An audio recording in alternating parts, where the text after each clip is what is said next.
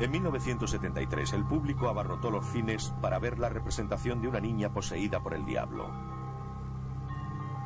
Pocos sabían entonces que el guionista basó su historia en un caso real.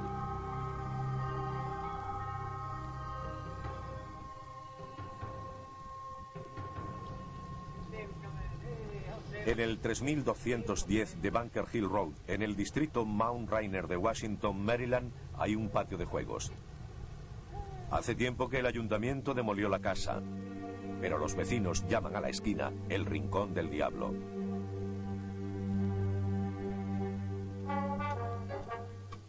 En enero de 1949, el joven de 13 años que vivía aquí parecía un adolescente perfectamente normal. Iba al colegio y se concentraba en sus estudios. Era frágil y poco dotado para los deportes. Prefería quedarse en casa escuchando la radio y jugando a juegos de mesa. Según testigos, de repente empezaron a ocurrir sucesos inexplicables. Las paredes del hogar familiar empezaron a emitir ruidos. La cama del niño se movía. Los muebles se deslizaban por la habitación y los cajones salían volando. Al principio sus padres pensaron que estos extraños acontecimientos estaban relacionados con la angustia del joven por la reciente muerte de su tía favorita. La tía había instruido al niño en la comunicación con los muertos. Había intentado contactar con ella a través de la Ouija. Quizá pensaron los extraños acontecimientos eran mensajes de la fallecida. Los padres pidieron ayuda al sacerdote luterano y después a los médicos, pero nada funcionó. Después comenzaron a aparecer arañazos en el cuerpo del niño. Arañazos que, según los testigos, no podía haberse hecho él solo. El clérigo propuso a la familia que contactara con un sacerdote católico. Acudieron a la iglesia de San Jaime en Mount Rainier, Maryland, para ver al padre Albert Hughes, quien accedió a visitar al muchacho. Después, en una cena en la rectoría, Hughes habló con Frank Boger, un sacerdote amigo, sobre el encuentro. Me dijo que la habitación estaba muy fría, hasta el punto de sufrir escalofríos. El niño era el único responsable de mover los objetos de la habitación y de tirar el teléfono de la mesilla. Hubo una plétora de afirmaciones contra Dios y lo sagrado.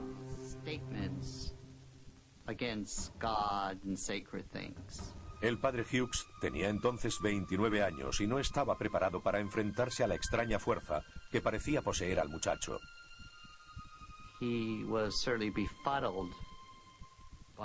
Consideró el asunto a la luz de las aportaciones científicas contemporáneas. Pero llegó a la conclusión, no tenía otra opción, de que se trataba de fuerzas satánicas.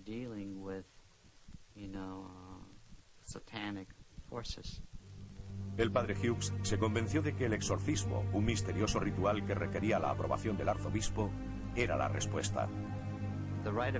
El rito del exorcismo estaba perfectamente descrito. Él pensó que podría funcionar.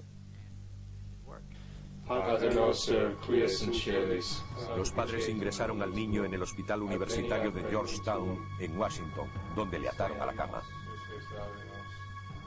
El padre Hughes bendijo al niño, se arrodilló ante la cama y comenzó el ritual. Rezó en latín y después, en nombre de Dios, ordenó al diablo salir del cuerpo del chico.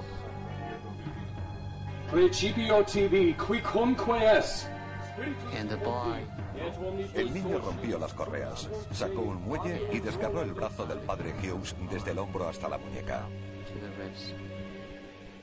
Hughes, traumatizado física y mentalmente, abandonó el exorcismo y San Jaime para recuperarse. Los padres del niño, preocupados de que pudiera volverse violento, buscaron nuevos indicios de la supuesta presencia diabólica. Cuando aparecieron marcas de arañazos en su abdomen deletreando la palabra Luis, los padres creyeron que era una señal.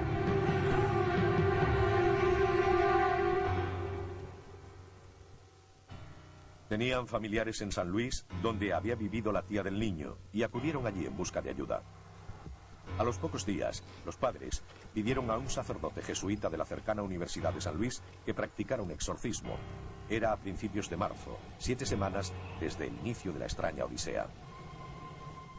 El sacerdote les indicó que antes de que el arzobispo aprobara el exorcismo, los médicos tendrían que descartar causas mentales y físicas del comportamiento del joven.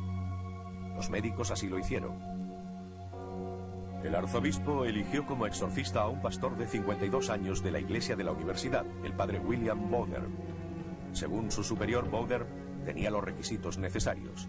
Era pío, prudente y maduro, como exigía el ritual del exorcismo.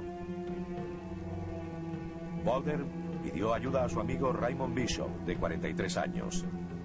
También incluyó a Walter Halloran.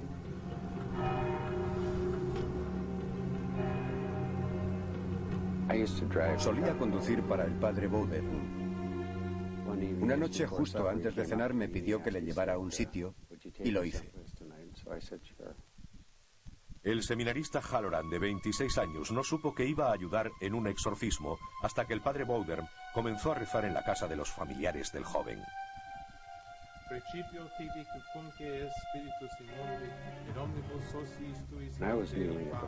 Estaba arrodillado a los pies de la cama, apoyado con los codos. La cama empezó a subir y bajar.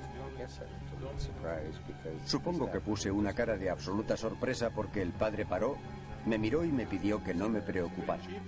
A continuación, una botella de agua bendita salió volando por la habitación. Estaba sobre una cómoda, salió volando y se estrelló contra la pared. Los dos sacerdotes hicieron el ritual mientras el padre Halloran y los miembros de la familia sujetaban al niño. Noche tras noche, los sacerdotes intentaron prender imágenes de santos en la ropa del joven y colocarle un crucifijo en la mano. Le rociaron con agua bendita y recitaron repetidas veces las oraciones del ritual. Durante las oraciones, el chico comenzó a agitarse y retorcerse. El agua bendita provocaba una reacción de ira por parte del joven, como si no quisiera que se la echásemos. El niño también se mostró violento con los sacerdotes, según el autor de El Exorcista, William Peter Blatty. El niño podía escupir copiosamente a grandes distancias y con una gran precisión. Escupía desde 6 o 7 metros y acertaba en el ojo del sacerdote. Era infalible. En un par de ocasiones hizo ciertas afirmaciones sobre los presentes. Se dirigió a uno de los sacerdotes que solo estuvo allí una vez y le dijo: «Me sorprende verte en el infierno. ¿Cómo has llegado hasta aquí?» La terrible experiencia terminó después de la medianoche y el niño se durmió. Los sacerdotes registraron los acontecimientos de esa noche en un diario firmado por todos los testigos. Cuando el niño se despertó, no recordaba nada de lo que había ocurrido la noche anterior.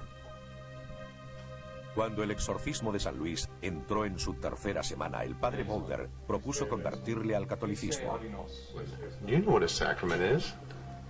Los padres accedieron y el niño comenzó a asistir a clases de religión en la rectoría de la iglesia de la Universidad de San Luis. Bowder también decidió trasladar allí el exorcismo. Ave María, gratia plena, Dominus tecum, benedicta tu mulieribus. Cerca de la iglesia, las reacciones del joven se intensificaron. Volvieron a aparecer marcas de sangre en su cuerpo en forma de palabras y signos. Había flechas. Las recuerdo perfectamente. En otras ocasiones aparecía la palabra infierno. Eran muy exactas. No hacía falta echar mano de la imaginación. Pero la mayoría de las veces eran verdugones que le bajaban por los brazos, por las piernas, le cruzaban el abdomen y el pecho. En una ocasión, las manchas se parecían a los dibujos que se suelen hacer del diablo.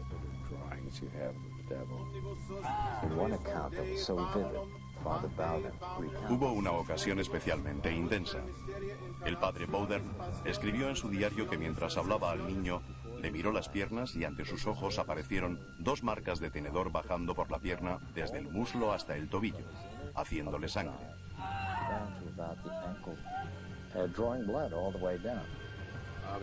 El ritual prohíbe explícitamente el diálogo con el demonio, pero combina al exorcista a que exija respuestas a dos preguntas: su nombre y el día y la hora de su partida. Hacía las preguntas seguidas de una pausa para la respuesta. A veces respondía, como en una ocasión que contestó Legión a la pregunta sobre su nombre. En otras ocasiones, el niño, hablando con una voz desconocida, se identificó como el mal o el diablo. Una noche la voz se ofreció a demostrar que era el diablo. Dijo: despertaré al niño y estará bien. El muchacho se despertó al momento y estaba tranquilo. Después dijo: le despertaré y querrá morir. Y se despertó con ataques. La voz solía provocar a los sacerdotes, diciendo que tendría que revelar cierta palabra antes de abandonar el cuerpo. Por lo que puedo recordar, las palabras fueron: no me iré hasta que diga una determinada palabra, pero no permitiré que la diga.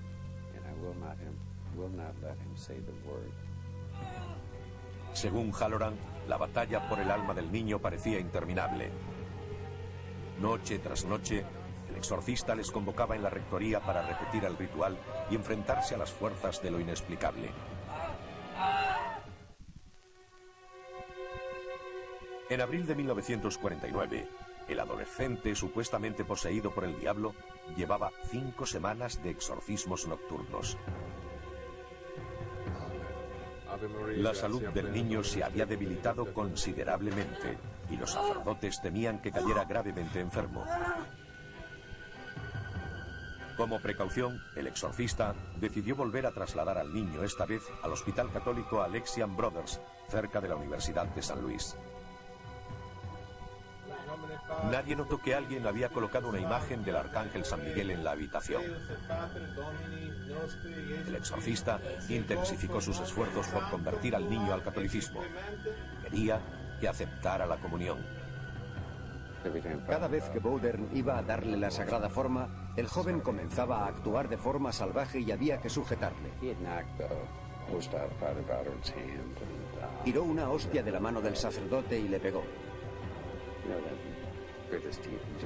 Apretaba los dientes porque se negaba a aceptar nada en la boca. Tardamos 2 horas en conseguir que la tomara. La Semana Santa pasó sin cambios en el comportamiento del joven. El exorcista sintió la necesidad de hacer algo diferente. Decidió hacer las preguntas que requería el ritual en inglés, no en latín.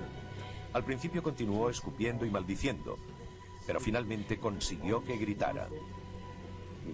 Dijo que el arcángel San Miguel estaba presente y lo describió. Con voz de adulto dijo: Satán, te ordeno que abandones este cuerpo en nombre de Dios. Sal ahora. El exorcista creyó que el niño había pronunciado por fin la palabra clave. Utilizó la palabra Dominus, Señor, en latín. Según Halloran, el niño comenzó a luchar y a retorcerse. Se puso muy violento. Se retorció más de lo normal. Después hubo un gran ruido, una explosión. En el santuario de la iglesia surgió una luz muy brillante que desapareció rápidamente. El chico cayó en un profundo sueño. Cuando se despertó, la experiencia había terminado. Dijo haber soñado con un ángel que llevaba una espada y conquistaba demonios. Después volvió a dormirse. Cuando despertó de nuevo, todos los recuerdos del exorcismo se habían desvanecido. El niño y su familia regresaron a Maryland y se convirtieron al catolicismo. Los testigos han protegido su identidad durante 5 décadas. Ahora, con 60 años, dicen que ha vivido una vida normal. Bautizó a su hijo con el nombre de Miguel. ¿Estuvo poseído por un espíritu maligno? ¿Le liberó de las garras de Satán un ritual medieval? El padre Bowder, ya fallecido, confirmó el exorcismo en una carta al escritor William Peter Blatty. Me dijo que estaba seguro de que el caso era real. No tuve ninguna duda entonces, ni la tengo ahora. El hecho de que el exorcismo funcionara demuestra que el poder de Dios es más fuerte que el del diablo. Los escépticos rechazan la afirmación de Halloran. Sus interpretaciones del comportamiento del niño no incluyen al diablo. El profesor de la Universidad de California, Henry Kelly, antiguo seminarista jesuita, afirma que el comportamiento del niño fue provocado por el propio ritual del exorcismo. Los síntomas de la posesión comenzaron al mismo tiempo que el exorcismo. Estoy convencido de que el propio ritual provocó los síntomas de la posesión. Es un fenómeno que ya ha ocurrido en el pasado. La sugestión provoca los síntomas y también los cura. Sin embargo, Blatty afirma que el padre Bowder demostró su teoría. El exorcista intentó engañar al niño. En vez de leer el ritual en latín, le leyó la Guerra de las Galias de César para ver si su respuesta también era diabólica. Pero nada de eso ocurrió. Otros creen que el niño y su tía habrían mantenido relaciones sexuales incestuosas y que la muerte de la mujer provocó el estado del joven. El sacerdote jesuita Francis Cleary, profesor de teología en la Universidad de San Luis, sostiene que el exorcismo es una historia de incesto y disfunción psicológica, no de posesión. Por lo que he leído, parece que nos encontramos ante el caso de un joven que acababa de entrar en la pubertad y que podría haber mantenido relaciones incestuosas con su tía. Sería un error admitir una enfermedad psicológica con fenómenos paranormales sin justificación y proyectarla en un contexto religioso. No hay que meter la religión en esto. No pertenece a este campo.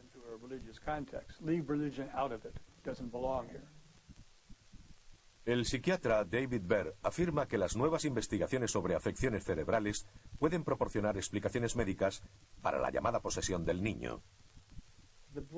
El cerebro es una combinación de circuitos eléctricos y sistemas químicos. Las células cerebrales se envían señales unas a otras liberando productos químicos. Productos anormales pueden producir estados poco habituales, cambios de comportamiento y una sensación de posesión. El doctor Baer sostiene que el niño pudo sufrir ataques de epilepsia en el lóbulo temporal. Este tipo de epilepsia puede estar provocado por encefalitis, una infección del cerebro. Los ataques del lóbulo temporal suelen comenzar en la pubertad. Baer cree que los ataques del lóbulo temporal, que está conectado con el sistema nervioso autónomo, podrían explicar los verdugones de la piel. Se muestra escéptico ante las descripciones de palabras deletreadas en el cuerpo del niño. Creo que en el caso de este niño, la gente que observó las marcas y los cambios de su piel añadió su propia interpretación a lo que vio. Halloran cree que tanto los verdugones como la posesión del niño fueron reales y que no pueden ser explicados por la ciencia moderna. Creo que cualquiera puede sufrir una posesión. Es debida al poder que tiene Satán y a la debilidad inherente de los humanos. Mi opinión es que este en concreto fue un caso auténtico de posesión. El niño tenía momentos de lucidez en los que no estaba bajo esa influencia, pero durante los cuales improvisaba. Estuvo rodeado de sacerdotes que realizaron un admirable ritual de exorcismo. Y también había testigos. Puede que le siguiera el juego durante un tiempo, pero con respecto a las marcas de su cuerpo, creo que estuvo en manos de algo inexplicable. Ni enfermedades mentales ni neurológicas pueden explicar las descripciones de las sacudidas de la cama o los cajones volando.